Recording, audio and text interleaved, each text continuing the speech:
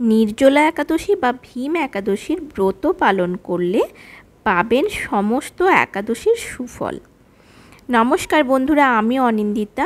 আমি আজ আপনাদেরকে জানাবো এবছর 2025 সালে ভীম একাদশী বা নির্জলা একাদশী কবে পড়েছে, একাদশীর শুভ সময় কখন, কী কারণে বা এই একাদশী করা হয়েছিল বা কেনই বা একে ভীম একাদশী বলা হয়, এই একাদশীর ব্রতকথা, তাৎপর্য, তার সাথে সাথে আমি আপনাদের জানাবো এই একাদশীর পালনের সময়কাল। তো সমস্ত কিছু জানতে হলে ভিডিওটা স্কিপ না করে শেষ পর্যন্ত দেখতে থাকুন। আর আমার চ্যানেলটা যারা সাবস্ক্রাইব করেছেন তাদেরকে অসংখ্য ধন্যবাদ জানাই। আর এখনও যারা আমার চ্যানেলটা সাবস্ক্রাইব করেননি তারা নিচে থাকা সাবস্ক্রাইব বাটনটা অন করে দেবেন আর পাশে থাকা বেল আইকনটা অল করে দেবেন, তাহলে আমি যখনই নতুন নতুন ভিডিও আপলোড করব আপনারা সাথে সাথে তার নোটিফিকেশন পেয়ে যাবেন। জ্যৈষ্ঠ মাসের শুক্লপক্ষের একাদশী তিথিকে নির্জলা একাদশী বলা হয়। অন্য সমস্ত একাদশীর মধ্যে এই একাদশীটি সবচেয়ে বেশি কঠিন ও গুরুত্বপূর্ণ। এই একাদশী ব্রত পালন করলে বছরে অন্য সমস্ত একাদশীর পূর্ণ ফল অর্জন করা যায়। দাপর যুগে পঞ্চপাণ্ডবের অন্যতম ভীম তার জীবন দশায় কেবল এই একাদশী উপবাস পালন করেছিলেন। তাই নির্জলা একাদশী ভীম একাদশী বা ভীমসেনী একাদশী নামেও পরিচিত।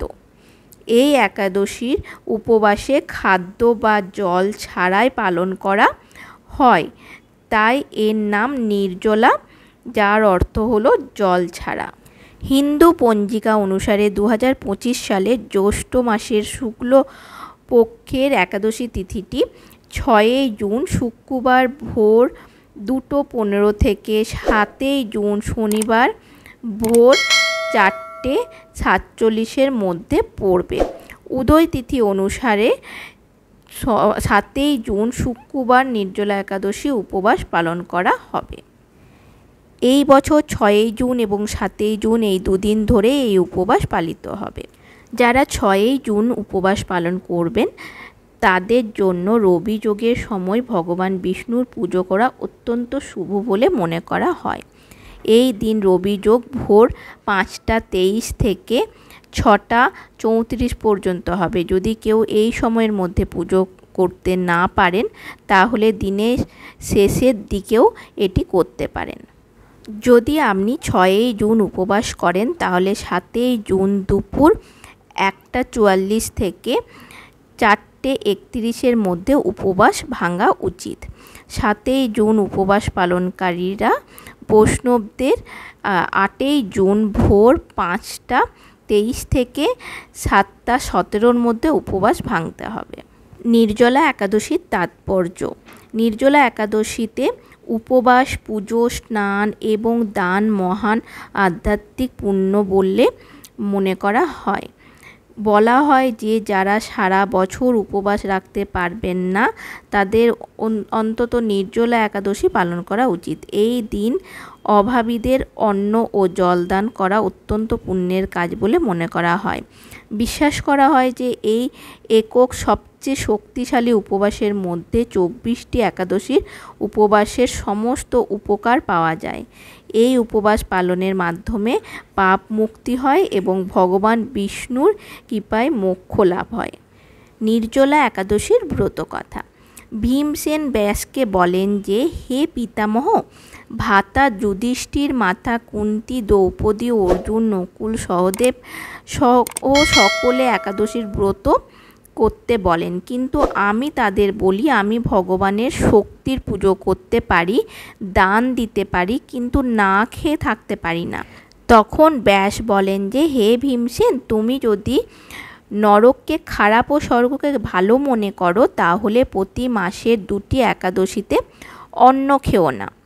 ভীম বলেন, পিতামহ, আমি তো আগেই জানিয়েছি যে আমি খিদে সহ্য করতে পারি না, তবে সারা বছরের কোনো একটি ব্রত থাকলে আমি তা রাখতে পারি। এমন কোনো একটি ব্রতের কথা জানান যা সারা বছরে একবার করতে হয় এবং সেটি করলে স্বর্গ লাভ সম্ভব। ব্যাস বলেন, হে পুত্র, বড় বড় ঋষিরা এমন অনেক শাস্ত্র ইত্যাদি তৈরি করেছেন, যার সাহায্যে অর্থ ছাড়া শুধু পরিশ্রমের মাধ্যমেই স্বর্গলাভ করতে পারেন। এর কারণে শাস্ত্রে দুই পক্ষের একাদশী ব্রত মোক্ষ লাভের জন্য নির্ধারণ করা হয়েছে। ব্যাসের কথা শুনে ভীমসেন নরকে যাওয়ার কথা শুনে ভয়ে ভীত হয়ে যান ও বলেন যে আমি এবার কি করব। মাসে 2টো উপবাস তো আমি করতে পারবো না, তবে বছরে একটা উপবাস করার চেষ্টা করতে পারি। বছরে যদি একটি উপবাস করলে যদি মুক্তি পায়, তাহলে এমন একটি কোনো উপবাসের কথা জানান। এটি শোনার পর ব্যাস বলেন, বিষ ও মিথুন সংক্রান্তির মাঝে জ্যৈষ্ঠ শুক্লপক্ষের যে একাদশী আসে তার নাম নির্জলা। তুমি সেই একাদশী ব্রত করো। এই একাদশীর ব্রতে স্নান ও আচমন ছাড়া জল বর্জিত। এই দিনে ভোজন করতে নেই, তা না হলে ব্রত নষ্ট হবে। একাদশীর সূর্যোদয় থেকে দ্বাদশীর সূর্যোদয় পর্যন্ত জল গ্রহণ না করে সমস্ত একাদশীর ফল লাভ করা যাবে। দ্বাদশীর সূর্যোদয়ের আগে উঠে স্নান করার পর ব্রাহ্মণদের দান দেওয়া উচিত। এরপর ক্ষুধার্ত ও সৎপাত্র ব্রাহ্মণকে ভোজন করিয়ে স্বয়ং ভোজন গ্রহণ করা উচিত। বছরের সমস্ত একাদশীর সমান ফল প্রদান করে এই একটি একাদশী ব্রত। ব্যাস আরও বলেন যে ভীমসেন স্বয়ং ভগবান আমাকে এ সম্পর্কে জানিয়েছেন। এই একাদশীর পুণ্য সমস্ত তীর্থ ও দানের চেয়েও অধিক। শুধুমাত্র একদিন নির্জলা থেকে পাপ থেকে মুক্তি লাভ করা যায়।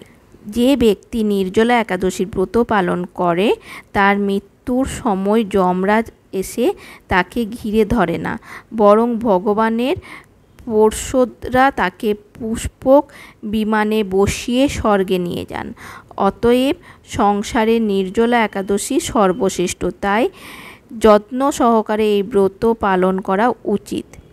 এই দিন ওম নমো ভগবতে বাসুদেবায় মন্ত্র উচ্চারণ করাও গরুদান করা উচিত। এইভাবে ব্যাসের আজ্ঞা অনুযায়ী ভীমসেন এই ব্রত পালন করেন। তাই এই একাদশীকে ভীমসেনী একাদশী বা পাণ্ডব একাদশীও বলা হয়। যে ব্যক্তি নির্জলা একাদশীর ব্রত পালন করেন তারা ব্রহ্মহত্যা, মদ্যপান, চুরি, গুরুর প্রতি দ্বেষের প্রভাব থেকে মুক্তি পায়, স্বর্গযাত্রা করেন। আমার এই ভিডিওটা যদি আপনাদের ভালো লেগে থাকে, নিচে থাকা কমেন্ট বক্সে অবশ্যই কমেন্ট করে জানাবেন কেমন লাগলো। আর ভালো লাগলে অবশ্যই লাইক, শেয়ার, আর যারা এখনও সাবস্ক্রাইব করেননি তারা সাবস্ক্রাইব করে দেবেন।